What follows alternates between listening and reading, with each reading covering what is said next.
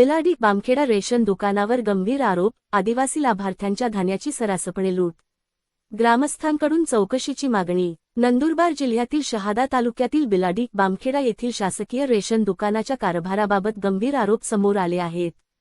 गावातील आदिवासी व आर्थिकदृष्ट्या दुर्बल लाभार्थ्यांना शासनाने निर्धारित केलेल्या प्रमाणापेक्षा कमी धान्य दिले जात असल्याचा आरोप ग्रामस्थांनी केला असून, या प्रकाराची निष्पक्ष चौकशी करून दोषींवर कठोर कारवाई करण्याची मागणी करण्यात आली आहे. ग्रामस्थांच्या म्हणण्यानुसार अंत्योदय अन्न योजनेअंतर्गत लाभार्थ्यांना दरमहा 21 किलो गहू, 14 किलो तांदूळ तसेच शासनाकडून उपलब्ध करून दिली जाणारी 1 किलो साखर मिळणे अपेक्षित आहे. मात्र प्रत्यक्षात अनेक लाभार्थ्यांना केवळ 8 किलो गहू आणि 9 किलो तांदूळ दिले जात असल्याचा आरोप करण्यात आला आहे.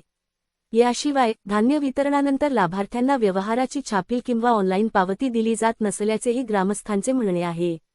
बायोमेट्रिक पडताळणी करून लाभार्थ्यांच्या नावावर पूर्ण धान्य वितरित झाल्याची नोंद केली जाते, मात्र प्रत्यक्षात कमी धान्य दिले जात असल्याचा संशय व्यक्त केला जात आहे.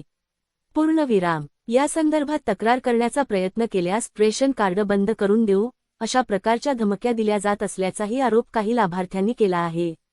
संबंधित रेशन दुकानाची तातडीने निष्पक्ष चौकशी करण्यात यावी तसेच गैरव्यवहार सिद्ध झाल्यास संबंधित दुकानदाराचा परवाना रद्द करून कठोर कायदेशीर कारवाई करण्यात यावी. या आदिवासी गरीब कुटुंबांना न्याय मिळतो का नेहमीप्रमाणे चौकशी केल्याचे भासवले जाते याकडे जिल्ह्याचे लक्ष लागून आहे. SMTV मराठी न्यूज संजय मोहिते, मुख्य संपादक, शहादा. 14 किलो तांदूळ आणि 21 किलो गहू द्यायला पाहिजे तर किती मिळतं मला? 100 किलो गहू, 9 किलो तांदूळ असं मिळतं. कुठे मिळतं? बिलाडी गाव. तुम्ही कोणत्या गावाचे? बामखेडा. तुमचं काय म्हणणं आहे? आमचं म्हणणं असं आहे, आमच्या गावात तांदूळ भेटायला पाहिजे आम्हाला.